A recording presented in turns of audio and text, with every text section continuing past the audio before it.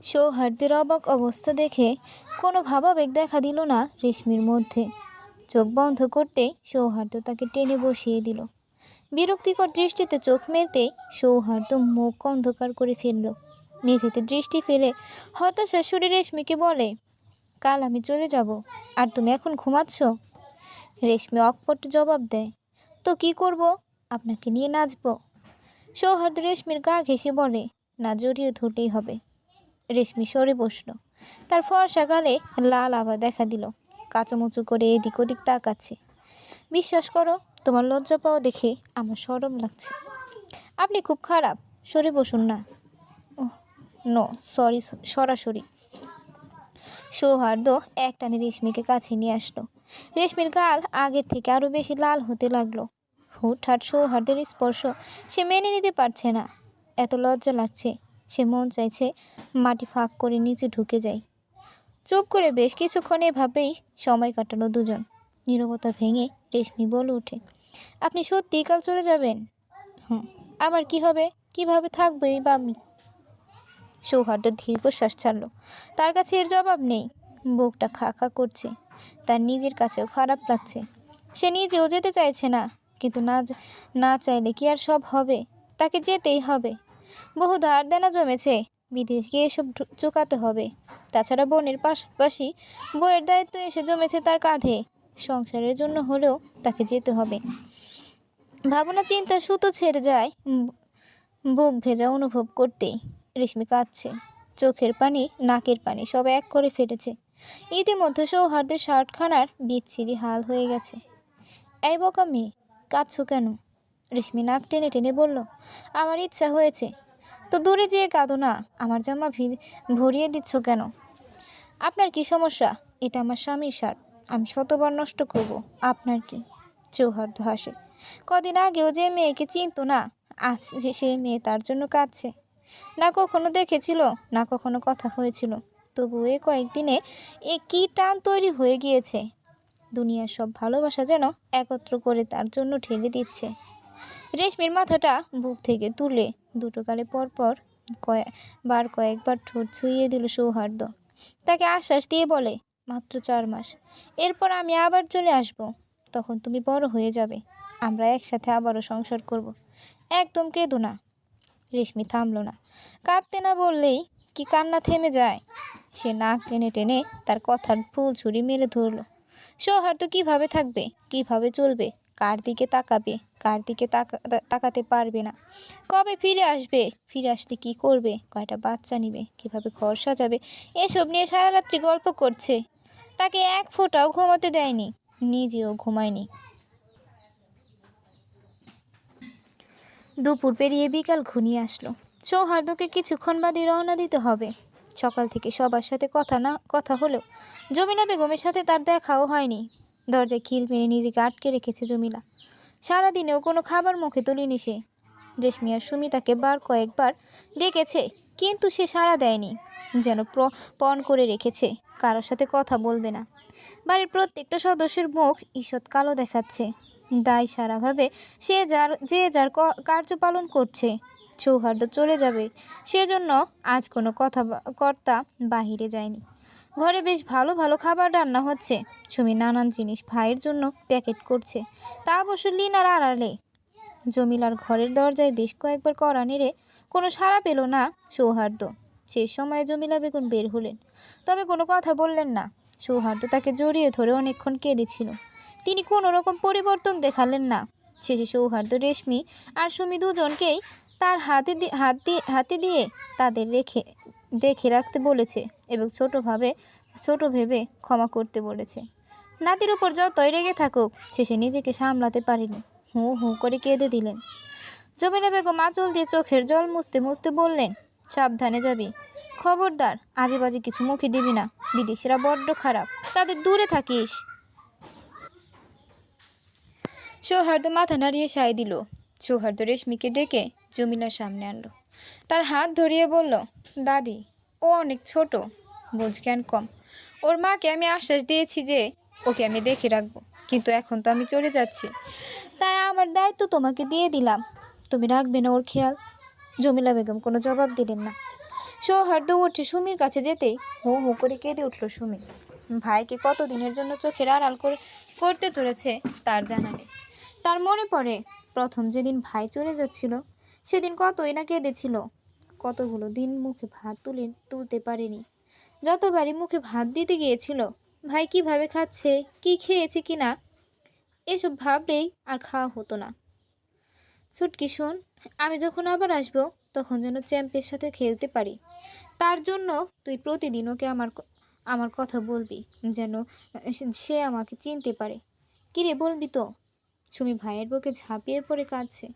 সে মুখ ফুটে বলতে চাইছে, ভাই যে বাচ্চার কথা তুমি বলছো তাকে তো তার বাবা দাদি চায় না, তাকে মেরে ফেলার জন্য তারা উঠে পড়ে লেগেছে, কিন্তু বলতে পারলো না। ভাই তাকে নিয়ে চিন্তিত থাকুক এটা সে চায় না।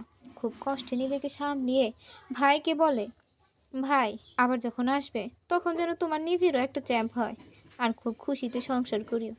কেউ থাকুক আর না থাকুক তোমরা দুজন একসাথে সুখে সংসার করবে, কথা দাও। সৌহার্দ্য বোনের কথা লাগা মাথা কিছুই বুঝলো না। সে প্রশ্ন করতে নিচ্ছিল, এসব কি বলছিস তুই? কিন্তু সেটা আর করা হলো না। সুমিতাকে প্রশ্ন করতেই দিল না, শুধু ও আদা নিয়ে নিল। পালাক্রমে রেশমির কাছে আসতেই সৌহার্দ্যের দম আটকে গেল। মুখ দিয়ে দুজনের কোনো কথা হলো না, চোখে চোখ রেখেই তাকিয়েছিল। শত শত না বলা কথা ব্যক্ত হচ্ছিল। রেশমির চোখে জল ছল ছল করলেও তার গাল বেয়ে গড়িয়ে পড়ছে না। সে যথাসম্ভব নিজেকে সামলিয়ে রেখেছে। গাড়ির হর্ন বাজতেই সে মুখ খুলল, বলে, ভালো থেকো, সবার খেয়াল রেখো। রেশমি ঠোঁট কামড়ে মাথা নাড়ালো। বিয়ের সপ্তাহ না ফুরাতেই স্বামী চলে যাচ্ছে। ঠিকঠাক এক রাতের জন্য কাছে পেয়েছিল, আর সকাল না হতেই বিদায় দিতে হচ্ছে। এ কোন দোষে শাস্তি পাচ্ছে সে? মুখ ধক করে উঠছে, গলায় কান্না দলা পেকে গিয়েছে। ইচ্ছে করছে গলা ফাটিয়ে কাঁদতে। সে বুঝতে পারছে না এত কষ্ট কেন হচ্ছে তার। সৌহার্দ্য তো চলে যাচ্ছে, তার কি হবে? কিভাবে থাকবে সে? সবাইকে কিভাবে সামলাবে? তার ইচ্ছা করলো শাড়ির আঁচলে বেঁধে সৌহার্দ্যকে আটকে রাখতে। সবার চোখে জল, এ যেন কান্নার অনুষ্ঠান চলছে। বহু কষ্টে সৌহার্দ্য নিজেকে সামলিয়ে সবাইকে বিদায় দিয়ে বের হয়ে যায়। সময় হয়ে গিয়েছে, তাকে যে যেতেই হবে। শূন্য নীরবতায় গ্রাসিত হয়েছে চারপাশ। ওই প্রকার চেঁচিয়ে আওয়াজ ব্যতীত অন্য কোনো প্রকার আওয়াজ ভেসে আস। শুনশান পরিবেশের ফলে স্থানটা ভুতুড়ে অনুভব হচ্ছে। হিমশীতল বাতাসের সাথে ছমছমে ভাবটা আরও বেড়ে গেল। বিছানায় উল্টো হয়ে বালিশে মুখ গুজে বিরতিহীনভাবে কেঁদে চলেছে রেশমি। সৌহার্দ্য চলে যাওয়ার পর যে কান্না শুরু করেছে, এখনো পর্যন্ত তার কান্না চলছে। চোখ মুখ ফুলে ঢোলের মতো হয়েছে। লোকটা কে আমার? কিছুদিন আগেও তো চিনতাম না, তাহলে তার চলে যাওয়া আমাকে এতটা কষ্ট দিচ্ছে কেন? শুধুমাত্র স্বামী বলে এত কষ্ট অনুভব করছি? রেশমির মনে মনে করা প্রশ্নের বিপরীত কোনো জবাব আসলো না। দীর্ঘ শ্বাস ফেলে উঠে বসল। গলাটা শুকিয়ে গিয়েছে, ভীষণ তেষ্টা পেয়েছে। এই মুহূর্তে পানি পান করা একান্ত প্রয়োজন। চোখ দিয়ে অনর্গল অশ্রু পড়া বন্ধ হলো না। গ্লাসে অর্ধেক পানি ঢেলে গট গট করে সবটুকু সম্পূর্ণ করলো সে। বিছানাটা গোছাতে যেয়ে দেখলো বালিশের এক পাশে ভিজে একাকার।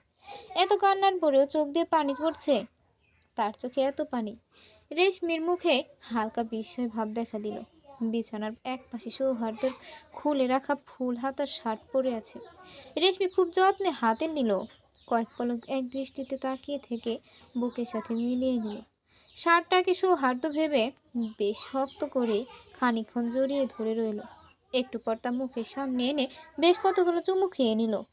তার কল্পনায় এটা তার স্বামী, কোনো শার্ট নয়। গালের সাথে মিলিয়ে আবারও কতক্ষণ কাঁদল। এই লোকটাকে সে প্রচুর মিস করছে। সৌহার্দ্য যদি দেশে থাকতো নিশ্চিত রেশমিকে তাকে এত কাঁদানোর জন্য আচ্ছা মতন ধুলাই দিত। শার্টটাকে চোখের সামনে এনে ঠোঁটে অভিমানের রেশ ফুলিয়ে বলল, আপনি খুব পাষাণ, আমাকে এত কষ্ট দিচ্ছেন। এসবের শোধ আমি তুলবই। নির্লজ্জ বেহায়া লোক। এত সুন্দরী বাচ্চা একটা মেয়েকে কষ্ট দিতে আপনার খারাপ লাগছে না? রেশমির কথার বিপরীত জবাব আসলো না। রেশমি দীর্ঘশ্বাস ছাড়ল। এটা তো সৌহার্দ্য নয় যে জবাব দিবে, এটা তো তার ব্যবহৃত পোশাক, যে নিষ্প্রাণ নির্জীব। বেশ যত্ন করে শার্টটি গুছিয়ে ভাঁজ করে সিন্দুকে তুলে রাখলো রেশমি। এটাকে সে ধুবে না, কারণ শার্টটা থেকে সৌহার্দ্যের গায়ের মিষ্টি গন্ধ ভেসে আসছে। ধুলেই তো ঘ্রাণ গায়েব হয়ে যাবে, তাই সে এটা ধুবে না। মেঝেতে পা দিতেই তার গতকাল রাতের কথা মনে পড়ে গেল। মনে পড়ল বেশ কিছু আপত্তিকর মুহূর্তে। পরক্ষণে লজ্জায় লাল লাল হয়ে গেল। ওই লোকটা খুব বদ। চলে যাওয়ার পরেও রেশমিকে লজ্জা দেওয়া ছাড়ছে না। রেশমি এই রূপেই ঘরের আনাচে কানাচে দেখেছে, আর সৌহার্দের সাথে কাটানো মুহূর্তগুলো মনে করছে। কখনো হাসছে, কখনো লজ্জা পাচ্ছে, কখনো রাগে মুখ লাল করছে, তো কখনো কান্নায় চোখ ভিজিয়ে তুলছে। এক মিশ্র অনুভূতি নিয়ে রাত পার করলো। সূর্যের উত্তাপে ঘর গরম হয়ে আছে। প্রায় সব শীতল জিনিসগুলো গরম হয়ে উঠছিল। জলজ্যান্ত মানুষগুলো সিদ্ধ হয়ে যাচ্ছিল।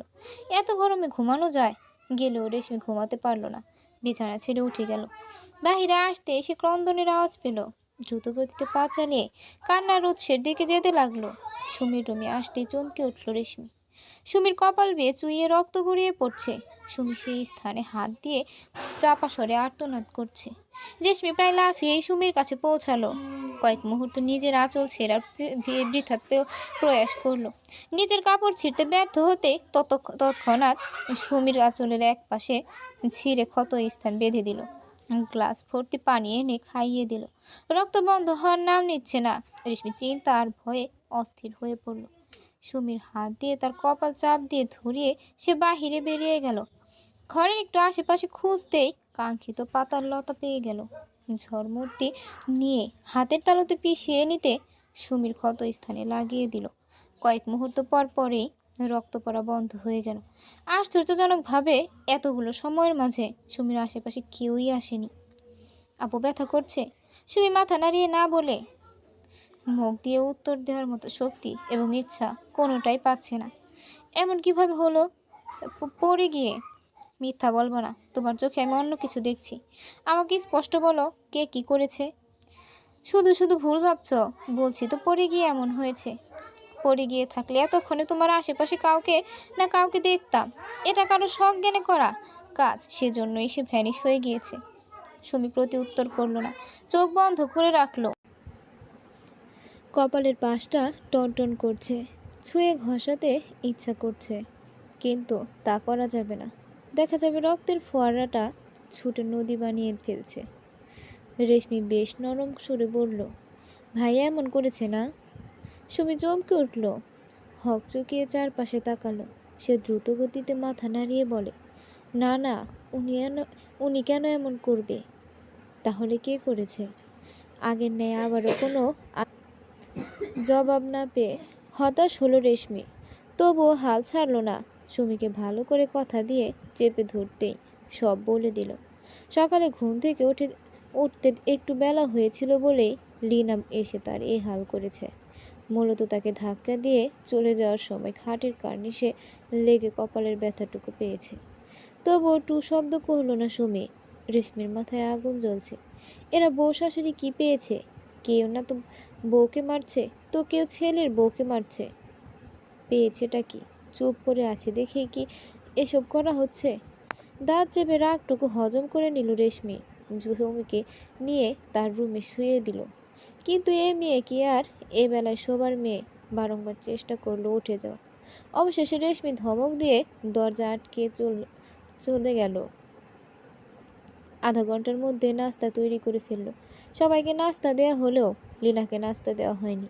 লিনা তখন পাশের বাড়িতে বইয়ের গুণ গাইতে গিয়েছিল। সবাইকে বলেছে সুমিতাকে খাবার দেয় না, তার সাথে অসদাচরণ করে। বাড়িতে এসে যখন রাস্তা দেখতে পেল না, তখন চিৎকার দিয়ে উঠল। রাতে ক্ষোভে ফেটে পড়ল সুমির উপর। তীক্ষ্ণ চাহনি নিক্ষেপ করে প্রশ্ন করল, এখনো নাস্তা তৈরি হয়নি? তোমার এত স্পর্ধা কই থেকে আসলো? ভাবতেই অবাক লাগছে আমার থেকে। এই যে আমার থেকে, আমি রেশমি, অর্থাৎ আপনার পুত্রবধূর ভাবি থেকে এসেছে, তার এত স্পর্ধা। লিনা তেড়ে এসে রেশমির গলা চেপে ধরল। আকস্মিক কাণ্ডে হাল হারিয়ে ফেলল রেশমি। লিনা হুট করে যে কাজ করে ফেলবে সে ভাবতে পারেনি। অনেক টানাটানি করলো ওর হাতের সাথে, তবুও সরাতে পারল না। এদিকে ওর প্রায় দম নিঃশ্বাস আটকে আসছে। সুমির দিকে তাকালো এক পলক। সুমি বারবার তাকে ছেড়ে দেওয়ার জন্য আর্তনাদ করছে। লীনা শুধু গলা চেপে ধরেনি, সাথে বিশ্রী গালিও দিচ্ছিল। গালি যখন রেশমির বাবা পর্যন্ত গড়ালো, তখন আর সামলাতে পারল না সে। পা দিয়ে সর্বোচ্চ শক্তি দিয়ে পাড়া দিয়ে ধরল লীনার পা। লীনার হাত আলগা হতেই রেশমি ওই হাত মুচড়ে ঘুরিয়ে পেছনে নিয়ে নিল। দাঁত চিবিয়ে বলতে লাগলো, আমি সুমি আপু না যে চুপচাপ সব সহ্য করব। আমি রেশমি। আর এই রেশমির প্রতিবাদের আওয়াজ তোলা ব্যতীত অন্য কিছুই করে না। আপনি ভাববেন না আমার সাথে যা ইচ্ছা তাই করতে পারবেন। যদি ভেবে থাকেন তাহলে আপনি পৃথিবীর সবচেয়ে বোকা প্রাণী। ফের যদি কোনোদিন আপনি আমার গায়ে হাত তোলার চেষ্টাও করেন, তাহলে আপনার হাতটা আলগা করে দিব, যাতে কোনোদিন ওই হাত দিয়ে খেতে না পারেন। মনে রাখবেন, আমি রেশমি। লীনা ছাড়া পেতেই হাত পা দুটো ধরে আর্তনাদ করতে লাগলো। লীনার আর্তনাদের আওয়াজ পেয়ে হুড়মুড় করে নেমে আসে জমিলা, নীলা, সিয়াম, সজীব ও তার বাবা। হতদন্ত হয়ে সকলে কি হয়েছে বলতে লাগলো। লীনা ফ্লোরে বসে মাথা ঠোকরাচ্ছে, হাত ধরে চেঁচিয়ে বলে উঠল, মেরে ফেলেছে, মেরে ফেলেছে আমাকে। জমিলা লীনার কথা শুনতেই বলে উঠল, হায় হায় সর্বনাশ, আমার বাপের জন্মেও আমি এমন মেয়ে দেখিনি যে কিনা শাশুড়ির গায়ে হাত তুলে। এমন মেয়ে আমার ঘরে থাকবার একদণ্ড যোগ্য নয়। ডাক ওর মামিকে, আজকেই বিদায় করবো এই মেয়েকে। ঘরের বাকি সদস্য নীরব ভূমিকা পালন করলো। রেশমি কোনো কথা বলেনি। সে গলার পাশে হাত বোলাচ্ছে। লীনার হাতের চুড়ির ছাপ এক পাশে বসে গিয়েছে, সে অংশটা টনটন করছে। সুমি একবার মিনমিন করে বলছিল যে রেশমি মারেনি, শুধু নিজেকে রক্ষা করেছে, কিন্তু কেউ তার কথা কানে তুলল বলে মনে হয় না। ঘরের উঠোনে বৈঠক বসেছে। গ্রামের বেশ প্রভাবশালী কয়েকজন লোক এসেছে। তাদের নিকট এক পাক্ষিক বিষয় তুলে ধরা হয়েছে, যার হিসাব মতে সম্পূর্ণরূপে রেশমি দোষী। বেশ কয়েকজন লীনার একপাক্ষিক কথা শুনে বলল, ওকে যেন এমন সাজা দেওয়া হয় যাতে গ্রামের দ্বিতীয় কোনো মেয়ে শ্বশুর শাশুড়ির দিকে তাকিয়েও কথা বলতে না পারে। এলাকার অর্ধেকের মানুষ জানে লীনা সৌহার্দ্য আর সুমিকে ছোট থেকেই লালন পালন করেছে এবং তাদের দেখে রাখছে, যার ফলে সবাই রেশমিকেই খারাপ ভাবছে। রেশমিকে একবারও কেউ প্রশ্ন করলো না যে আদৌ এসব করেছে কিনা। সবার হাব ভঙ্গি এমন দেখে সে নিজেই বলে উঠল, আপনারা তো সিদ্ধান্ত শোনানোর আগে আমার কিছু কথা শুনে নিন, তারপর না হয় সিদ্ধান্ত শোনাবেন। রেশমির কথাতে অর্ধেকেরও বেশি মানুষ বিপক্ষে চলে গেল। কেউ শুনতে চাইল না। গুটি কয়েকজন বলল, তাকে তার কথা বলতে দেয়া হোক। অবশেষে সব দিক বিবেচনা করে রেশমিকে তার বক্তব্য বলার সুযোগ দেওয়া হলো। রেশমি এক পলক সরাসরি সবার দিকে তাকিয়ে শুরু থেকে শেষ অবধি সব কিছু বলতে লাগলো। তার কথা শেষ হতেই বেশ কয়েকজন অট্ট হাসিতে ফেটে পড়ল। তাদের বক্তব্য, এসব রেশমির বানানো গল্প। সুমি হকচকিয়ে উঠল। সবাই তার মুখ পানে জবাবের আশায় তাকালো। সজীব আর লীনার মুখ পানে চাইতেই তার শরীর ঠান্ডা হয়ে উঠল। সুমির হয়েছে শাঁখের করাত, কোন দিক যাবে মাথায় আসছে না। সে আমতা আমতা করতে লাগলো। থমথমে মুখে মাথা উঁচু করে রেশমির দিকে এক পলক তাকিয়ে সঙ্গে সঙ্গে আগের ন্যায় মাথা নিচু করে ফেলল। তার জবাবের আশায় করুণ দৃষ্টিতে চেয়ে আছে রেশমি। সে কি জবাব দিবে সবাই শুনতে চায়। বেশ খানিক সময় মনের সাথে যুদ্ধ করে মুখ খুলল সুমি। অনেক সাহস নিয়ে বলে, ভাবি যা বলেছে সব সত্যি। চাচি আম্মা সকালে আমাকে ধাক্কা মেরে ফেলে দেওয়ার পর আমার কপালের এ দশা হয়েছে। তাছাড়া ভাবির গলার পাশে এখনও আম্মার চুরির দাগ বসে আছে। বিশ্বাস না হলে দেখতে পারেন। দুজন মহিলা উঠে গিয়ে রেশমির গলার পাশ দেখলেন, এখনও লাল হয়ে আছে। সঙ্গে সঙ্গে সবার চোখের কালো পর্দা সরে গেল। ধিক্কার জানিয়ে লিনার আশেপাশে থুতু দিতে লাগলো। বিষয়গুলো এত দ্রুত হয়ে গেল যে লিনার বুঝতে অনেক সময় লেগে গিয়েছে। সুমির কাজে লিনার বিস্ময়ে কিং কর্তব্য বিমূঢ়। যে মেয়ে কখনো তার দিকে চোখ তুলে তাকিয়ে কথা বলতো না, আজ সে জনসম্মুখে তার বিরুদ্ধে আওয়াজ তুলেছে। চোখ রাঙিয়ে তাকিয়ে রইল সুমির মুখ পানে। কিন্তু সুমি আজ ভয় পেল না, বরং মনে ভীষণ শান্তি অনুভব করল। কঠিন লাঞ্ছনার মাধ্যমে বিচার কার্য সুষ্ঠু হয়। অপমানে লীনার চোখে জল আসতে বাধ্য হলো। মাথা নিচু করে ঘরে ফিরে আসতে হয় তাকে। ঘরে এসে দরজায় খিল মেরে নিজেকে আটকে রাখল সে। লজ্জায় কারো সামনে উপস্থিত হলো না। দিন পেরিয়ে রাত এলো, তবুও লিনা রুম থেকে বের হলো না। তার স্বামী সন্তানেরা বেশ কয়েকবার ডেকেও কোনো সাড়া পায়নি। সুমি আর রেশমিকে কেউ কিছু বলল না। তারা নিজেদের মতো কাজকর্ম করে গিয়েছে। রেশমি বেশ কয়েকবার সুমিকে ধন্যবাদ জানিয়েছে তার পক্ষে জবাব দেওয়ায়। বিপরীতে সুমি সৌজন্যবোধক হাসি উপহার দিয়েছে। অধিক সময় পেরিয়ে যাওয়ার পরেও যখন লিনার সাড়া পাওয়া গেল না, তখন ঘাবড়ে যায় তার সপরিবার। বাধ্য হয়ে সজীবকে দরজা ভেঙে ঢুকতে হয়েছে। সজীবকে অস্থির হয়ে রুমে ঢুকতে দেখে সঙ্গে সঙ্গে ডান হাতের কবজির উপর ব্লেড দিয়ে টান মারল লিনা। মুহূর্তেই রক্তের ফোয়ারা বইতে লাগলো হাত দিয়ে। বিষয়টি সবার জন্য বড়সড় এক ধাক্কা ছিল। কেউ ধরতে পারল না এসব লিনার এই মুহূর্তে করা চক্রান্ত। সজীব বদ্ধ উন্মাদের মতো আচরণ শুরু করলো। চোখের সামনে রক্ত ভাসতেই শরীর ঠান্ডা হয়ে আসলো তার। পাগলের মতো মাকে হাসপাতালে নিয়ে যেতে লাগলো। লীনা চোখের জল ফেলতে ফেলতে সজীবের হাত ধরে বলে, বাবা রে, আমি জানি আমি আর বাঁচবো না। তোরা সুখে থাকিস, আমার সিয়ামরে দেখে রাখিস, তোর বউ আর বাচ্চা নিয়ে সুখে সংসার করিস। এটুকু বলেই লীনা হাঁপিয়ে উঠল। মরে যাওয়ার মতো অবস্থা তার। সজীব বারবার বলতে লাগলো, মা, তোমার কিছু হবে না। অনেকক্ষণ পর ডাক্তার এসে লিনার সুস্থতার খবর জানালো। বস্তুত লিনার হাতের চামড়া খানিকটা কেটে গিয়েছিল। ডাক্তারও বিষয়টা স্পষ্ট জানালো, কিন্তু লিনার বিষয়টা সবাই অতিরঞ্জিতভাবে নিল। হাসপাতালে বাচ্চারা কেঁদে ভাসিয়ে দিতে লাগলো। বাড়িতে নিয়ে আসার বেশ কিছুক্ষণ পর সজীব মায়ের কাছে গেল। তাকে দেখেই লিনা আফসোসের সুরে বলল, হ্যাঁ, বেঁচে গেলাম রে বাবা। তোর বউয়ের সুখের সংসার আর করা হলো না। কিভাবে যে বেঁচে গেলাম। কতবার দোয়া করেছি মরে যাই, যাতে তোর বউ সুখে সংসার করতে পারে। এসব কি বলো মা? তুমি মরে গেলে আমরা কিভাবে থাকতাম? কেন, তোর বউ আছে। আমি জানি তোরা খুব সুখে সংসার করতি, অথচ দেখ বেঁচে গেলাম। বা দোহাই লাগে চুপ করো। আজ তোমার কিছু হলে ওই মেয়ের সাথে সংসার করা দূর, তাকে এক কাপড়ে বিদায় করে দিতাম। সজীবের চক্ষু জোড়া লাল হয়ে উঠল। হাতে মুষ্টিবদ্ধ করে বসে রইল। মায়ের সাথে কিছু সময় কাটিয়ে রুমে চলে আসলো। রুমে এসেই সুমির চুলের গুছি মুঠোয় পুরে বলে, খুশি তো? আমার মা মরে যাচ্ছিল, খুশি হয়েছিলি না? বেঁচে যাওয়ার বুঝি খুব কষ্ট হচ্ছে? সুমি কাতরাচ্ছে, চুলে ভীষণ ব্যথা পাচ্ছে, গোড়া টনটন করছে। অশ্রুসিক্ত নয়নে সজীবের দিকে তাকালো। সাথে সাথে সজীব ছেড়ে দিল। তার হাতে এক গাছি চুলও উঠে এসেছে। সুমি ব্যথাতুর দৃষ্টিতে একবার চুল তো আরেকবার সজীবের দিকে তাকাচ্ছে।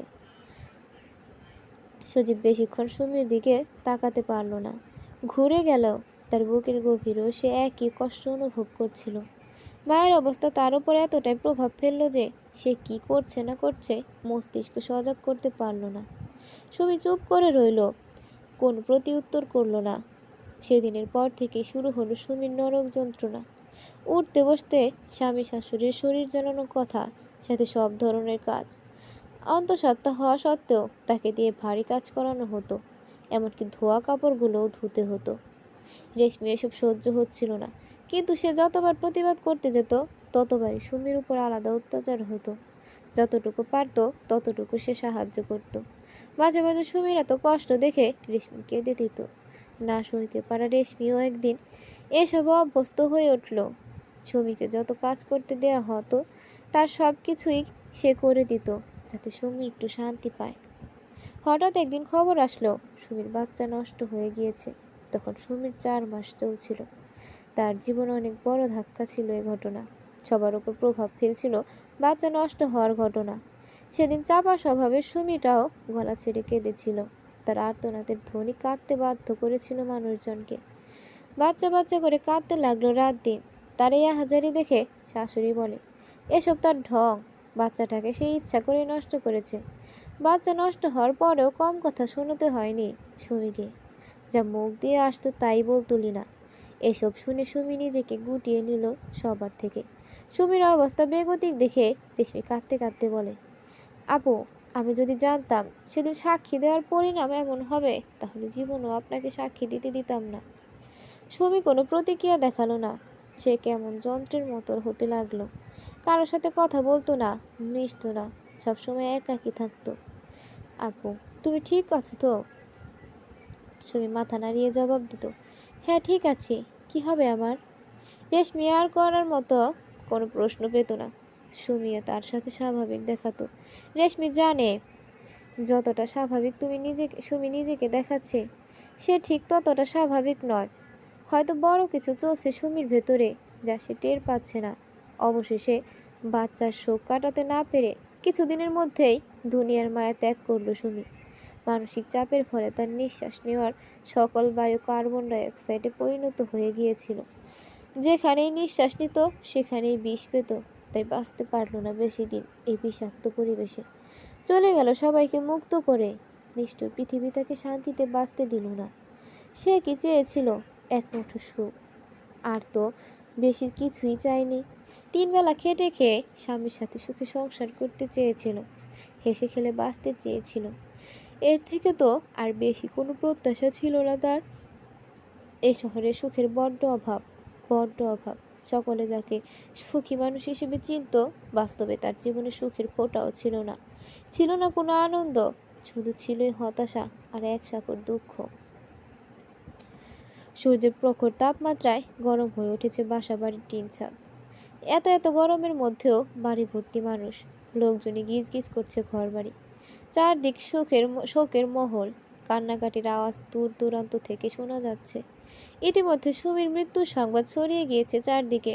তাকে এক পলক দেখতেই এত মানুষের ভিড়। লোকজনের মুখে জ্বলছে আফসোসের সুর।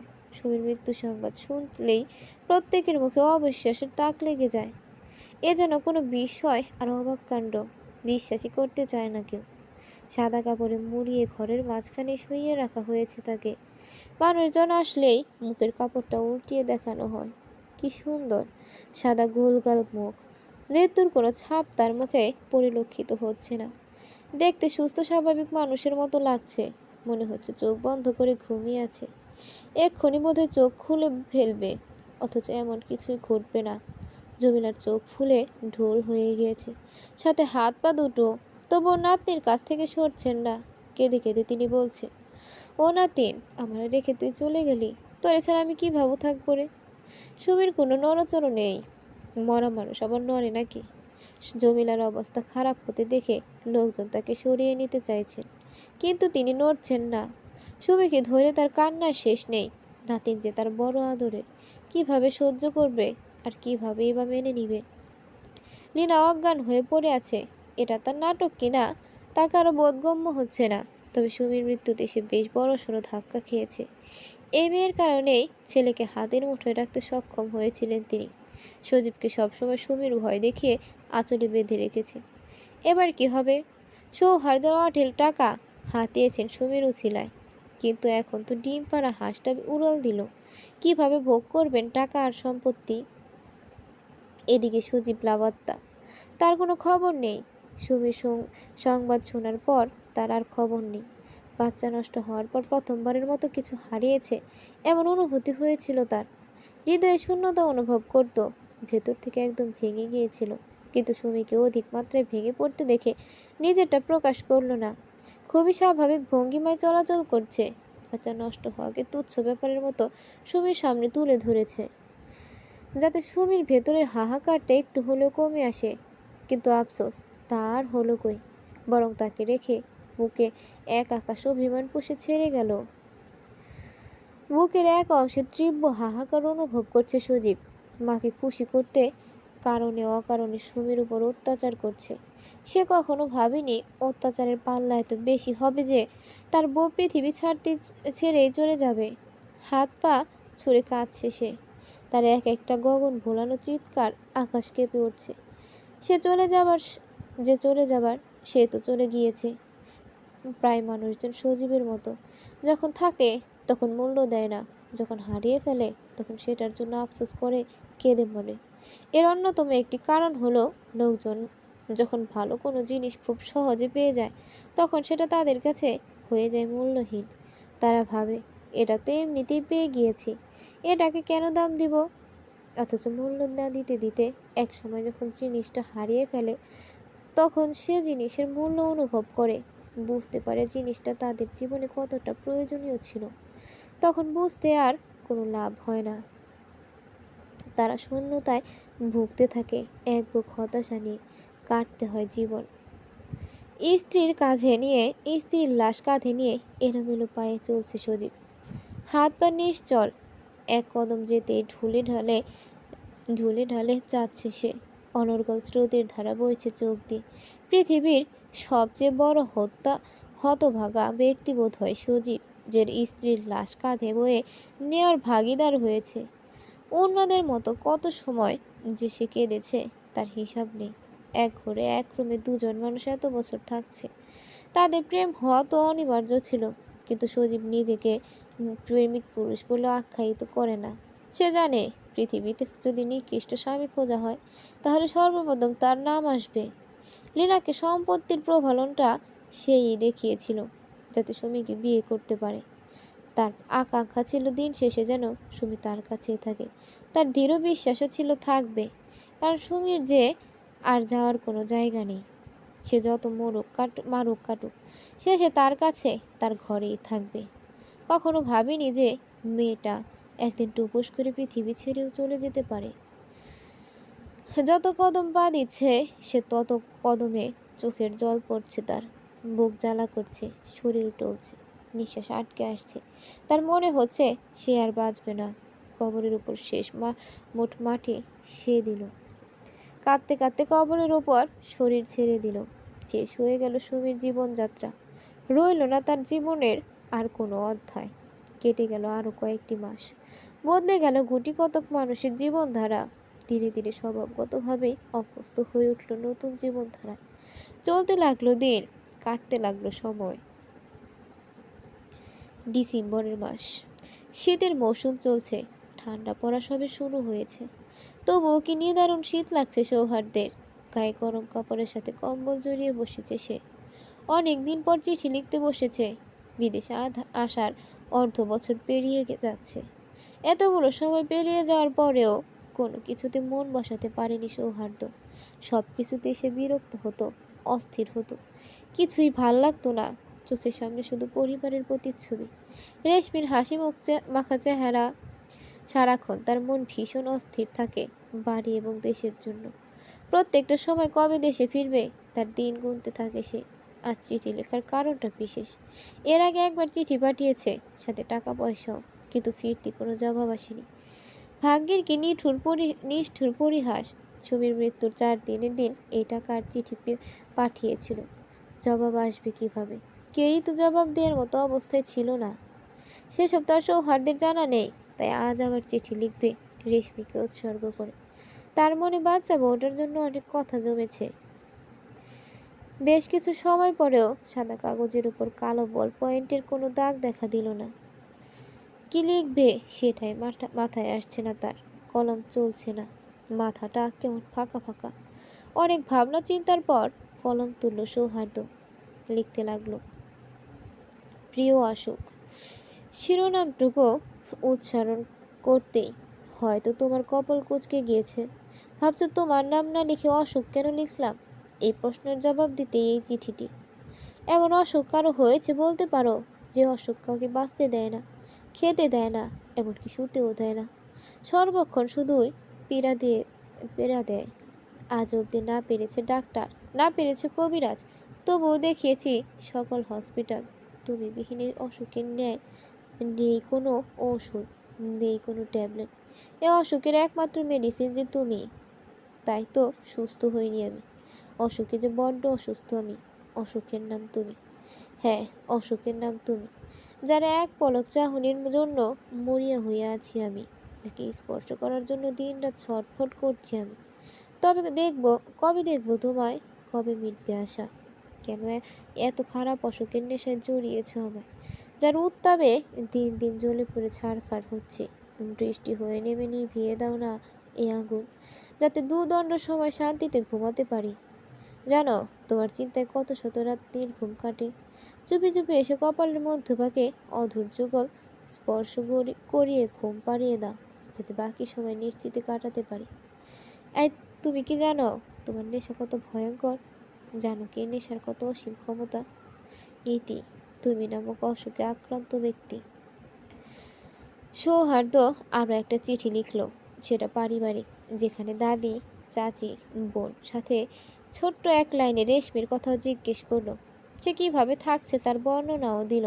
প্রথম চিঠিটা গোপনে যাতে রেশমির হাতে পৌঁছায় তারও ব্যবস্থা করলো। এবারের টাকার সাথে আরও কয়েকটা নোট বেশি দিল।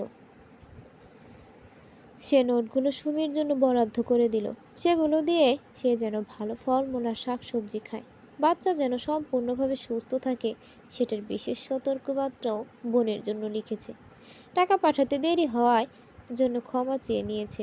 সাথে উল্লেখ করলো কাগজপত্রের মেয়াদ শেষ হয়ে যাওয়ার গত মাসের টাকাগুলো লেগে গিয়েছে, তাই টাকা দিতে দেরি হয়েছে। তুই রাগ করিসনি তো?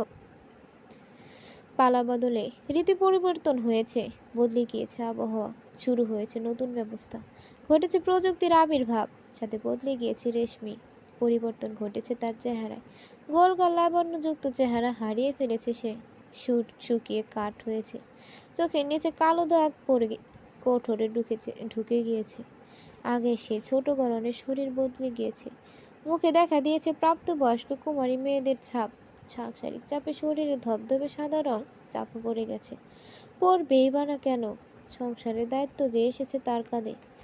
এক হাতে এত বড় ঘর বাড়ি সামলানো কোনো সহজ কাজ নয়।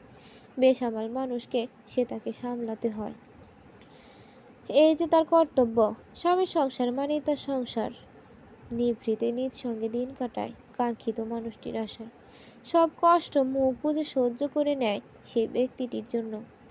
আজ তার দীর্ঘ সময় অতিবাহিত হওয়ার পর শেষ হলো সেই মানুষটির অপেক্ষা। 4 বছর শেষ হয়ে গিয়েছে।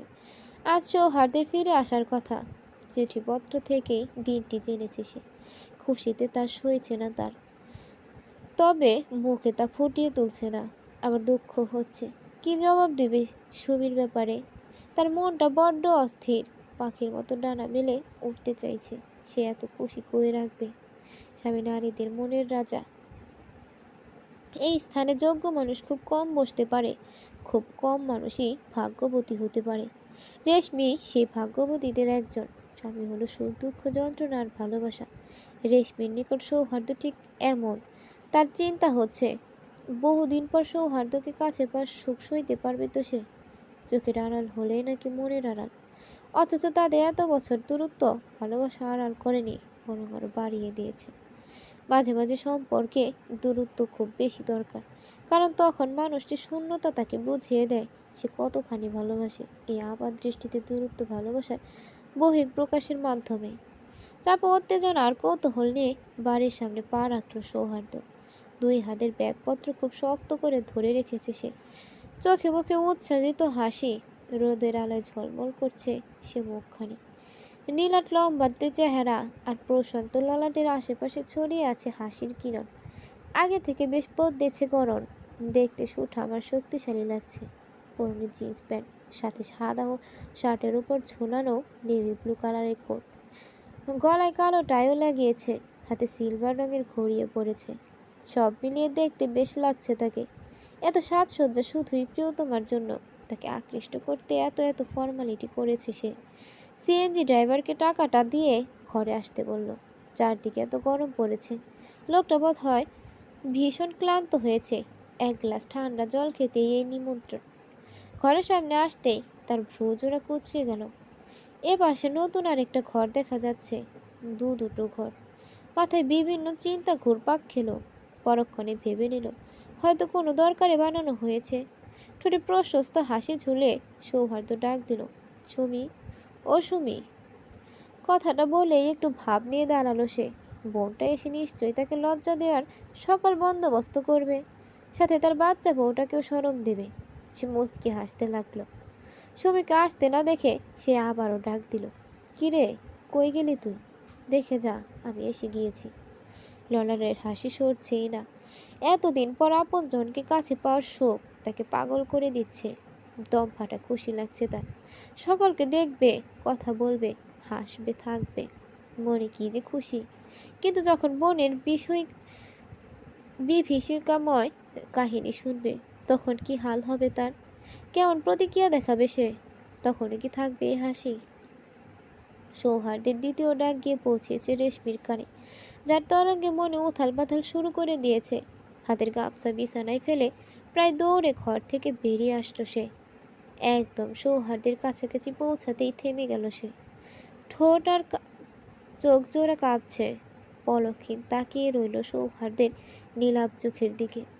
ধীরে ধীরে সে সম্মোহিত হতে লাগলো। চোখে আনন্দ অশ্রু খেলা করতে শুরু করলো।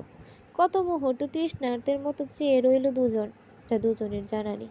চোখের তৃপ্তি মিটছেই না, যেন শত শত বছরের তৃষ্ণার্ত। সাথে ঘটতে লাগলো সুপ্ত ভালোবাসার মহিম প্রকাশ। কাঁপা কাঁপা কণ্ঠে প্রশ্ন করলো, কেমন আছো? রেশমি ঠোঁট দুটো নাড়িয়ে জবাব দিল, সে ভালো আছে। উত্তর দিয়ে চুপ করে রইল। ততক্ষণে ঘরের মানুষজন এসে পড়েছে। জমিলের বয়স আগের থেকে বেড়েছে। সে এখন কুঁজো হয়ে হাঁটে। লাঠি ছাড়া এক মুহূর্ত চলতে পারে না। ঠক ঠক আওয়াজ করে জীর্ণ শরীরে নিয়ে সৌহার্দের সামনে এসে দাঁড়ালো। হুট করে সৌহার্দ্য তার দাদিকে জড়িয়ে ধরে কাঁদতে লাগলো। যেদিন চলে যায় সময় সমীর মতো কান্না করেছে। পার্থক্য হলো সেদিন ছিল দুঃখের কান্না, আজ আর সুখের। সুখ সব সময় হাসির মাধ্যমে নয়, মাঝে মাঝে কান্নার মাধ্যমে প্রকাশ ঘটে। সবার সাথে কুশল বিনিময় করার পর সৌহার্দের চোখ দুটো বোনকে খুঁজে উঠল। সে চারপাশে তাকিয়ে খোঁজ চালাচ্ছে। বোন কি তার নিজেকে লুকিয়ে রেখেছে নাকি? তার সামনে ভাগ্নিকে দেখিয়ে চমকে দেওয়ার প্ল্যান করছে না তো? সৌহার্দ্য কথাগুলো মনে মনে ভেবে হেসে উঠল। এতদিনেও বোনের পাগলামো স্বভাব গেল না। সৌহার্দ্য ভেবে নিয়েছে সে একদম চমকে যাওয়ার ভান ধরবে, যাতে বোনের চেষ্টা সফল হয়। আর সে প্রাণ খুলে হাসে। মিটমিটে হেসে সজীবকে প্রশ্ন করলো, ছুটকি কই? আর তোমার চ্যাম্পকেও তো দেখছি না, কই লুকিয়েছ তাদের? সৌহার্দ্যের প্রশ্নে গা কাটা দিয়ে উঠল সজীবের। নিরুত্তর রইল সে। কি জবাব দিবে? কোন মুখে বলবে তার বউ আর বেঁচে নেই? সুমির কথা মনে পড়তে চোখের কৌটোরে জল এসে জমা হলো তার। সৌহার্দ্য তাকে জবাব দিতে না পেরে দেখে সিয়ামকে জিজ্ঞেস করলো, কিন্তু সেও একই ভঙ্গিতে দাঁড়িয়ে রইল। এক একে সবাইকে প্রশ্ন করলো সে। জবাব না পেয়ে ব্রো দুটো কুঁচকে এলো তার। কেউ জবাব দিচ্ছে না কেন? সবাই কি পণ করে রেখেছে নাকি তাকে জবাব দিবে না? সেও কম কিসের। মনে মনে তাকে ধরার ফোন দিয়ে আটলো। হাত ব্যাগের চেন খুলে স্বর্ণের চেন বের করে উঠোনে উঠিয়ে ধরে বলে উঠল, সুমি, তোর জন্য একটা স্বর্ণের চেন এনেছি। ভাবলাম তোকে দেব, কিন্তু এখন তুই তো নেই, তাই এটা আমি রেশমিকে দিয়ে দিচ্ছি। তোর তো লাগবে না, তাই না? না, আমার লাগবে। এ বাক্যটুকু চেঁচিয়ে বলে বের হবে সুমি। এমন ভাবছে সৌহার্দ্য, কিন্তু অবাক করার কাণ্ড হলো তার এমন বাক্য শুনে সুমি তো বের হলো না। ওটো দাদি আর রেশমি কেঁদে উঠল। সৌহার্দ্যের বুকটা মোচড় দিয়ে উঠল। সুমির কিছু হয়নি তো? দাদি, দাদি, তুমি কাঁদছো কেন? কি হয়েছে? সুমি কই? ওর কিছু হয়নি তো? সৌহার্দ্যের মন কু ডাকছে। সবার হাব ভাব দেখে তা ইচ্ছে হচ্ছে তাকে এখন খারাপ কোনো দুঃসংবাদ শুনতে হবে। বেশ কিছুক্ষণ পর সৌহার্দ্য শুনতে পেল রেশমি মুখে আঁচল দিয়ে কেঁদে কেঁদে বলছে, আপু, হ্যাঁ আপুর কি হয়েছে? মারা গেছে। কথাটি শুনতেই শরীর কাঁটা দিয়ে উঠল সৌহার্দ্যের। থরথর করে কাঁপতে লাগলো সে। চোখ দুটো বড় বড় হয়ে আসলো। গলা শুকাতে লাগলো। কাঁপা কাঁপা গলায় বলল, কি বলছো এসব? বিপরীতে রেশমির কান্নার আওয়াজ শোনা গেল। সৌহার্দ্য আবার প্রশ্ন করলো, মিথ্যা বলছো তাই না? আমি জানি ওকে এখানে কোথাও লুকিয়ে রেখেছ। এই সুমি, বেরিয়ে আয়, না হলে তোকে পেলে ঠাটিয়ে দুইটা চড় দেব। সৌহার্দ্যের শরীর টলছে। চোখ দুটো ঝাপসা হয়ে গিয়েছে। বারবার ঢোক গিলছে সে। মনে মনে প্রার্থনা করেছে সে যা শুনেছে তা যেন মিথ্যে হয়। সৌহার্দ্য মানছে না দেখে সিয়াম চট করে তার হাত ধরল। বাড়ির পাশে সুমির কবর। তাকে সেখানে টানতে টানতে দাঁড় করিয়ে বলল, এটা ভাবির কবর। সিয়ামের কথার প্রতিধ্বনি বারবার সৌহার্দ্যের কানে বাজতে লাগলো। কবরের ওপর নেম প্লেটটা দেখতেই থমকে গেল সে। হাতের চেইনটা সেখানেই পড়ে গেল। ঘরের মধ্যেই হাঁটু গেড়ে মাটিতে বসে পড়ল। নিঃশব্দে চোখের জল গড়িয়ে পড়তে লাগলো। নিজেকে তার পাগল লাগছে। চোখের সামনে বোনের সাথে কাটানো শৈশব ভেসে উঠল। সাথে সাথে গগন ভোলানো চিৎকার দিয়ে উঠল। অন্যদের মতো কবরের কাছে যেতে লাগলো। পেছন থেকে সজীব আর সিয়াম তাকে টেনে ধরে নিয়ে আসতে চাইল, কিন্তু তারা সৌহার্দ্যের শক্তির কাছে ব্যর্থ হতে লাগলো। সৌহার্দ্য উন্মাদের মতো ব্যবহার করছে। কান্নার আওয়াজে আশেপাশের লোকজন এসে জড়ো হতে লাগলো। একসময় প্রবল জোর খাটিয়ে তাদের কাছ থেকে নিজেকে ছাড়িয়ে কবরের পাশে গিয়ে হুমড়ি খেয়ে পড়ল সে। হাঁটু গেড়ে বসে কবরকে জড়িয়ে ধরল। কবরের শুকনো মাটি ভিজে উঠতে লাগলো তার চোখের জলে। সুমি, এই সুমি বলে বারবার কবরকে সম্বোধন করছে সে। এই উঠ না, দেখ কে এসেছে। ও আচ্ছা, তুই রাগ করেছিস বুঝি? এই নে কান ধরেছি, এবার উঠে জানা বোন, তুই যে আমার চোখের মনি, তুই আমার নয়নের খুনি, তুই ছাড়া আমার কে আছে? শোন বোন, বলছি উঠে আয়, কথা দিলাম তুই যা বলবি তার সব শুনবো, এবার উঠ না। ঢুকরে কেঁদে উঠল সৌহার্দ্য। বোন যে তার কথা বলছে না, বোনকে সে সে যে দেখছে না। কবরের উপরে মাথাটা এলিয়ে সশব্দে কাঁদতে লাগলো সৌহার্দ্য। সৌহার্দ্যের মাত্রাতিরিক্ত জ্বরের মধ্য দিয়ে কেটে গেছে দুদিন। কাঁদতে কাঁদতে কবরের উপর জ্ঞান হারানোর পর তাকে ঘরে নিয়ে আসা হয়। এরপরেই শুরু হয় জ্বর। জ্বরের সাথে বেশ কয়েকবার বমিও হয়েছে। কিছুই মুখে দিতে পারছে না, যাই খাচ্ছে তাই বমি করে ফেলে দিচ্ছে। জ্বর হয়েছে তার জ্বালিয়েছে রেশমিকে জ্বর হয়েছে তার জ্বালিয়েছে রেশমিকে। আবল তাবল বকাবকি ছাড়া কিছুই করেনি। সুমির মৃত্যু তার পক্ষে মেনে নেওয়া সহজ হচ্ছে না। জমিলা এক দণ্ড সময়ও তার পাশ থেকে নড়ছেন না। এক নাতিন চলে গেছে, আরেক নাতিকে হারাতে চান না। নাতির পাশে বসে জমিলা স্নেহ ভরা হাতে সৌহার্দ্যের মাথায় বুলিয়ে দিচ্ছে। সৌহার্দ্য চোখ বন্ধ করে তা অনুভব করছে। কিছুক্ষণ পর সৌহার্দ্য জ্বরের ঘরে বলে, দাদি, ও কিভাবে মারা গেছে? জমিলা কাপড়ের আঁচল দিয়ে চোখের জল মুছতে মুছতে বলল, পেটের বাচ্চাটা নষ্ট হয়ে গিয়েছিল, শোক সামলাতে না পেরে নাতিনটা চইলা গেল। কথাটা অস্পষ্টভাবে বলেই ঢুকরে কেঁদে দিলেন। সৌহার্দ্যের বুক চিরে দীর্ঘশ্বাস বেরিয়ে এলো। দাদির দিকে দ্বিতীয়বার প্রশ্নবাণ ছুড়ল, বাচ্চা নষ্ট হওয়ার পর চাচি ঝামেলা করেছে না? হুঁ, করেছিল, হাতটা কাইটা ফেলাইছিল। না না, এটা এর আগে হয়েছিল। চাচি হাত কেন কাটছে? তোর বউ লিনার লাগে বেয়াদবি করছিল, তখন বিচার হয়েছে, আর বিচারে সুমি তোর বউয়ের পক্ষে সাক্ষী দিছিল, তাই লিনা হাত কেটে ফেলছিল। সৌহার্দ্য অকপটে বলে উঠল, আর সাক্ষী দেওয়ার পর থেকেই বোনটারে শেষ করে দিছিল না? জমিলা নিরুত্তর রইল। সৌহার্দ্য আর প্রশ্ন করল না, যা বোঝার বুঝে গিয়েছে সে। মনের খোরাক মেটাতে কিছুক্ষণ বাদে প্রশ্ন করল, তুমি তো আবার বউরে দেখতে পারো না, তাহলে ওরে নিয়ে আলাদা করে থাকতাছো কেন? বের কইরা দিছে? বের করবো কেন, আমি বাইর হয়ে আইছি। কেন? জমিলা দীর্ঘশ্বাস ফেলে বলতে লাগলেন, সজীবের আবার বিয়ে করানোর সময় ঝগড়া করছিলাম। সজীব বিয়ে করছে?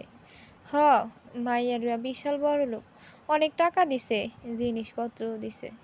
দাদির কথায় সৌহার্দ্যের মনে কৌতূহল দেখা দিল। চোখ মিলে ধীরে ধীরে উঠে বসলো। দাদির দিকে তাকিয়ে বলে, এত বড় লোক হইলে সজীবের কাছে বিয়ে দিছে কেন? মেয়ের আগে একবার বিয়ে হয়েছে, মেয়ের কয়েক মাস পর মেয়েটারে কেন জানি দিয়া গেছে, আর এই জন্যই সজীবের কাছে বিয়ে দিছে। সৌহার্দ্য জ্বরের ঘরে মৃদু হাসল, তাচ্ছিল্যের সুরে বলে, ভালো তো। জমিলা বেগম খানিক গর্ভের সুরে বলতে লাগলেন, আমিও ঝগড়া করছি, আমার নাতনিটার মারার 1 বছর না হইতেই বিয়া করাইতেছে, এসব কোনো কথা? তখন বিশাল ঝগড়া কইরা তোর বউরে নিয়ে আলাদা ঘরে আইসা করছি। আলাদা ঘর কিভাবে করছো? তোর বিদেশে পাঠানো টাকা দিয়া। সজীবরে বিয়া করানোর পর ওগুলার একটা টাকাও আমি তাদের দিই নাই, মারামারি কইরা সব নিয়ে গেছি। এসব কিন্তু তোর বউয়ের বদৌলতে সম্ভব হয়েছিল। জানিস, মেয়েটা বেশ ভালো রে, আমি তার সাথে কত কি করছি, তারপর লিনার সাথে আমার জন্য ঝগড়া করছে, আমার এক কথায় ওই ঘর থেকে বের হয়ে আমার সাথে চলে আসছে। তুই খুব ভাগ্যবান রে, এত লক্ষ্মী বউ পাইছস, রেশমি লাখে একটা। তোর ওপরে আমার কোনো রাগ দুঃখ নাই, একদম ভালো করেছি সেদিন বিয়ে করে। সৌহার্দ্য কিছু বলল না, গাটা আবার গুলাচ্ছে, মনে হচ্ছে বমি আসবে। চোখ বন্ধ করতে শরীর কাটা দিয়ে উঠল।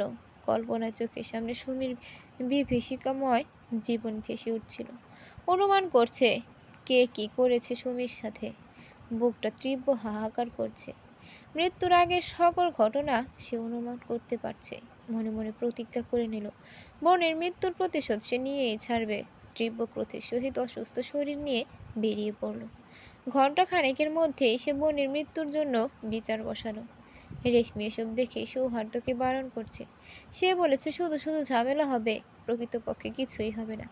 কিন্তু সৌহার্দ্য শুনল না। বিচারে বেশ নামি দামি লোকজন বসেছে, তারা আসতে চায়নি। তখন সৌহার্দ্য কিছু টাকা গুঁজে দিয়েছিল। মোট কথা সৌহার্দ্য উন্মাদ হয়ে গেছে। চাচিদের একটা শেষ দেখে ছাড়বে সে। বিচার সবাই বেশ হট্টগোল চলছে। লিনার ঘর থেকে কেউ আসতে চাইছে না। কিসের বিচার? তারা কি করেছে? সজীবের শ্বশুরবাড়ির লোক বড় লোক হওয়ায় লিনার ঘর আজকাল বেশ চলছে। তাদের টাকা দিয়ে এত দাপট দেখাচ্ছে, তাই বিচারকদের তারাও টাকা খাওয়াতে পেরেছে। দুই পক্ষে টাকা খেয়ে বিচারক তো নিরপেক্ষ রইল। আলোচনায় লিনা বলে ওঠে, কিসের জন্য বিচার বসেছে জানতে চাই। এক বিচারক বলল, সৌহার্দের বোনের জন্য। তাকে আপনারা অত্যাচার করে মেরে ফেলেছেন। লীনা ফুঁসে উঠে বলে, সুমি আমার ছেলের বউ, ওকে কেন আমি অত্যাচার করব? মেরে ফেলার হলে ছোট থেকে এত বড় করতাম না। হাই হাই, এত বড় অপবাদ দেওয়ার আগে আমার কিছু হয়ে গেল না কেন? যে মেয়েকে আমি নিজে হাতে বড় করেছি তাকেই নাকি আমি মেরে ফেলেছি। ও আল্লাহ গো, তুমি কই? লিনার কোমরের কান্নায় গলে গেল সকলে। বিচারকরা তার কথায় যুক্তি পেয়ে সৌহার্দ্যকে বলে, উনি ঠিক বলেছে, তোমার বোনকে মারার হলে তো আগে মেরে ফেলতো। আসলে তোমার বোন বাচ্চা নষ্ট হওয়ার শোকেই মরে গিয়েছে। তুমি তো বিদেশে ছিলে, তাই আসল ঘটনা জানোই না। ওনার কথাই ঠিক। কারো আর সৌহার্দের আর কথা শোনা হলো না। বিচার সেখানে শেষ হয়েছে। রাগ আর ক্ষোভ সৌহার্দের মনে দ্বিগুণ বেড়ে গেল। বোনের মৃত্যুর প্রতিশোধ নিতে না পেরে রেগে চেয়ার টেয়ারে লাথি দিয়ে ঘরে চলে আসলো। তার এত কষ্ট লাগছে যে সে কি করবে বুঝতে পারছে না। মাথায় আগুন জ্বলছে। বোনের মৃত্যু কি এভাবে বিফলে যাবে? সে কি কিছুই করতে পারবে না? রেশমি গুটি গুটি পায়ে ভেতরে আসলো, এসে সৌহার্দের পাশে দাঁড়ালো। সে বুঝতে পারছে সৌহার্দের মনে ঝড় চলছে। সে তার কাঁধে হাত রাখলো। সৌহার্দ্য টক টক লাল চোখে পেছনে ঘুরলো। রেশমি দেখতেই শান্ত হয়ে গেল।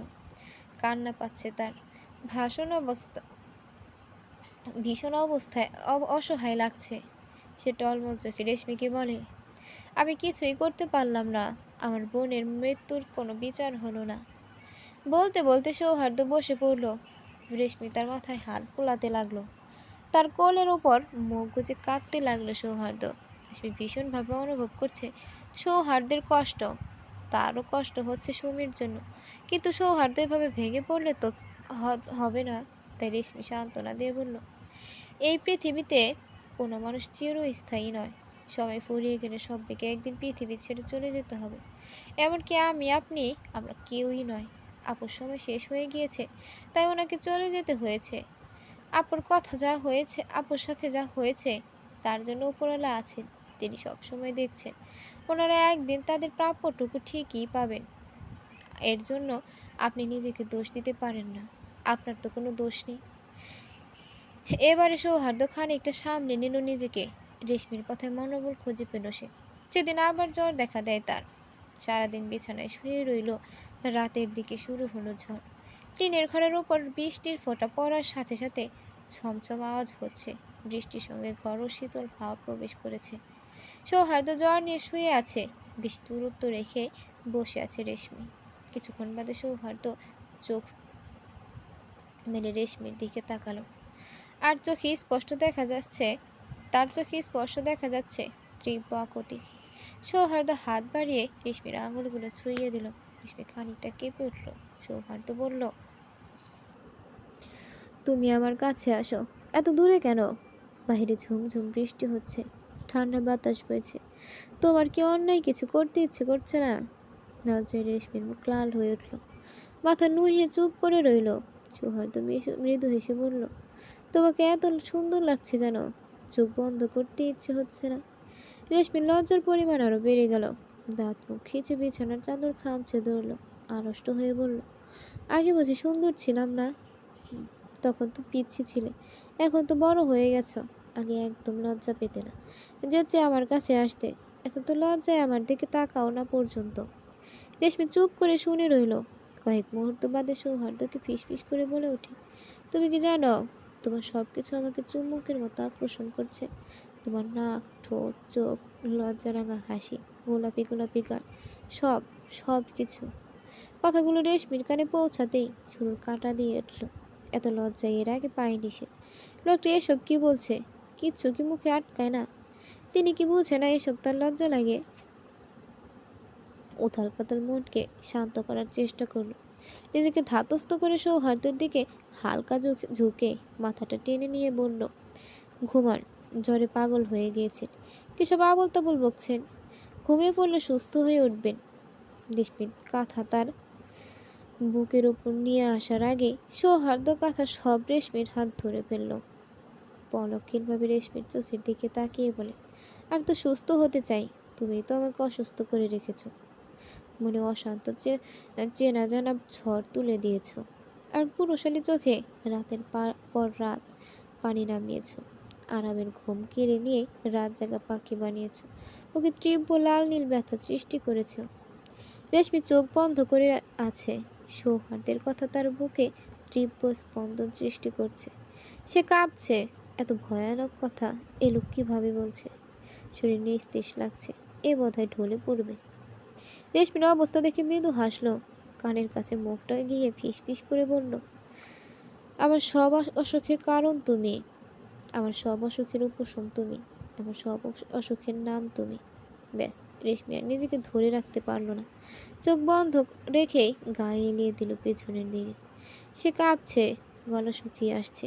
এই মুহূর্তে পানি না পেলে হয়তো মারা যাবে। তার শরীর বিছানায় স্পর্শ হওয়ার আগেই সৌহার্দ্য ধরে ফেলল। ডান হাতের বাহুতে জড়িয়ে নিজের সাথে মিশিয়ে নিল। রেশমির কম্পনে স্পর্শ টের পাচ্ছে সে। ধীরে ধীরে রেশমির কানের কাছে তার মুখ নিয়ে এলো। তপ্ত নিঃশ্বাসে উপড়ে পড়ছে রেশমির কানের লড়িতে। সাথে সাথে শরীরের কম্পন দ্বিগুণ গতিতে বেড়ে গেল।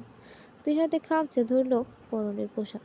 সৌহার্দ্য ধীর গলায় বলল, আমার এই ভীষণ কঠিন আমার এই ভীষণ কঠিন অসুখ নিবারণ করতে তার উপশম পান করতে চাই, অনুমতি পাবো কি? রেশমির মুখ দিয়ে আওয়াজই আসছে না। সে কি জবাব দিবে? আগের ন্যায় দাঁত মুখ খিচে চোখ বন্ধ করে আছে। কথা বলছে না সে, আর নড়ছে না। শুধু চোখের পাপড়িগুলো ক্ষণিকে ক্ষণিকে কাঁপছে। তার এই মৌনতা সম্মতির লক্ষণ ধরে নিল সৌহার্দ্য। বাইরে বৃষ্টির বেগ বেড়ে গেল। সাথে শীতের প্রকোপও। তুমুল ঝড়ে বৃষ্টির গরম উত্তাপ শান্ত হয়ে উঠেছে। পাপ ছাড়ে না বাপকে, এমন একটি প্রচলিত কথা আছে, যার প্রকৃত প্রতিফলন লীনা। রুবির এ টাকা পয়সা আর ঐশ্বর্য দেখে আর কোনো কিছু বিবেচনায় না এনে তাকে ছেলেকে বিয়ে করিয়ে নিয়ে আসে। অঢেল টাকা দেখে স্বামীর একমাত্র পুঁজির উপায় দোকান তাকেও বিক্রি করে। অহংকার আর দাপটে কাউকে ধারে কাছে ঘেঁষতে দিত না। যে মেয়েকে সোনার ডিম পাড়া হাঁস ভেবে নিয়ে এসেছেন, সে আজ কুমির বের হলো। ঘরের যাবতীয় সকল কাজ তাকে দিয়েই করানো শুরু করে দিয়েছে রুবি। বড় লোকের আদরের দুলালি। সে এসব কাজকর্ম করতে পারবে না। লীনা এসব জেনেও বিয়ে করেছে।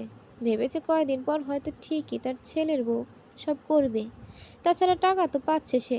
তার বিয়ের পর থেকেই ঘরের সকল কাজ করে সে। ফলস্বরূপ মোটা অঙ্কের টাকা। এত কিছুতেই তার কোনো আফসোস ছিল না। কিন্তু বিপত্তি বাধে যখন কয়েকদিন আগে শুনল রবি বাচ্চা দানে অক্ষম, আর তার প্রথম বিবাহ বিচ্ছেদের কারণটাও এই। এ কথা শুনেই সে হিতাহিত জ্ঞান হারিয়ে ফেলল। রবির সাথে তার পুরনো রূপের আচরণ শুরু করলো, যার ফল তার উপর দ্বিগুণ ভারী পড়ল। রবি তাকে ঘর থেকে বের করে দিতেও আর ভাবল না। বর্তমানে ঘরের মালিক রবি, তার উপর আর এখন কারো চলে না। রবিকে তার বিবেকের প্রশ্ন করা হলে সে জবাব দেয়, যেখানে আপনি আপনার বৃদ্ধ শাশুড়িকে বের করে দিয়েছেন, সেখানে আপনি তো আমার জোয়ান শাশুড়ি, এখানে দ্বিতীয়বার কথা বলছেন কিভাবে? লীনা ভীষণ ক্ষেপে রুবির সাথে অসদাচরণ করে ঘর থেকে বেরিয়ে গেল। বের হতে টের পেল সে কতটা অসহায়। না আত্মীয় আর না অনাত্মীয় কারো ঘরে তার ঠাঁই হয়নি। এরকম অসহায় মুহূর্তে তার সুমির কথা মনে পড়ল। চোখের সামনে ভেসে উঠল ভোরবেলায় চা করে নিয়ে দাঁড়িয়ে থাকতো, কোনো কিছু চাওয়ার আগে উপস্থিত করতো। এরপরেও কত কথা সে শোনাতো, অবে কি অবলীলায় সব শুনে যেত সুমি। আজ তার মেয়েটাকে ভীষণ মনে পড়ছে, বারবার প্রার্থনা করছে যেন সুমি ফিরে আসে, কিন্তু আফসোস, মরা মানুষ আর কখনো ফিরে আসে না। নীনা কাঁদছে, শেষ বয়সে এসে তার এ অবস্থা হবে সারা জীবনেও কল্পনা করেনি। স্বামী আর সন্তানের হাত ধরে পথচারীর মতো দাঁড়িয়ে আছে সে। জীবনের পুরো অধ্যায় যদি ফিরে পাওয়া যেত, তাহলে সেই সুমি 2 পা জড়িয়ে ক্ষমা চাইতো তার করা কৃতকার্যের জন্য। পরিশিষ্ট সেসব দিনের বহু বছর কেটে যায়, অনেক কিছুর পরিবর্তন ঘটেছে। সৌহার্দ্যের টিনের ঘরের পরিবর্তে তৈরি হয়েছে ইট পাথরের দালান। গ্রামের কাঁচা রাস্তার বদলে পাকা রাস্তা করা হয়েছে। স্থাপিত হয়েছে নতুন নতুন ব্যবস্থা। রেশমি এখন ব্যস্ত জননী, এক হাতে সব কিছু সামলায়। জমিলা বেগম গত হয়েছেন বহু আগে। মা আর মামা মামিকে এই বাড়িতে নিয়ে এসেছে। রুহানি বিয়ে হয়ে গেছে। রেশমিরও ফুটফুটে নাদুস নদুস 2টি যমজ ছেলে বাচ্চা হয়েছিল। ছেলে দুটো এখন বড় হয়ে গিয়েছে, স্কুলের গণ্ডি পেরিয়ে কলেজের গণ্ডিতে গিয়েছে। আজ তাদের ঘরে বিশেষ আয়োজন চলছে।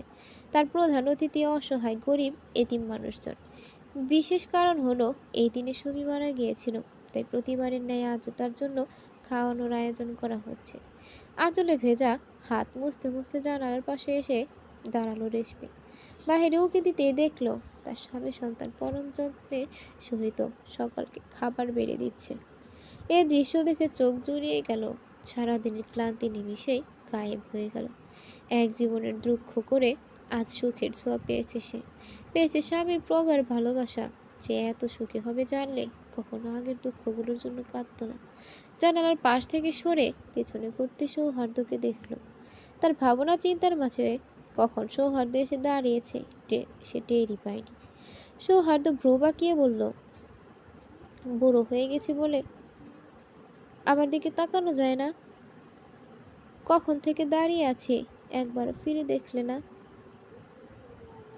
আমাকে কি এখন আর পছন্দ হয় না?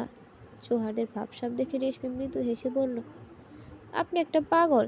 সৌহার্দ্য মৃদু হেসে জবাব দিল, তোমার জন্য পাগল, তোমার নেশায় পাগল। তাহলে ডাক্তার দেখান। সৌহার্দ্য রেশমিকে টান মেরে কাছে নিয়ে আসলো। টান সামলাতে না পেরে সৌহার্দ্যের বুকের উপর পড়ল সে। মাথার ঘোমটা পড়ে গিয়ে চুলের কোপাও খুলে গেল। সৌহার্দ্য তার দিকে ঝুঁকতেই রেশমি আতঙ্কিত গলায় বলে উঠল, কি করছেন? বাড়ি ভর্তি মানুষ, কেউ এসে পড়বে তো। তুমি বললে না ডাক্তার দেখাতে, তাই ডাক্তার দেখাচ্ছি। কারণ আমার ডাক্তার তুমি, মেডিসিনও তুমি, আমার অসুখের নাম তুমি।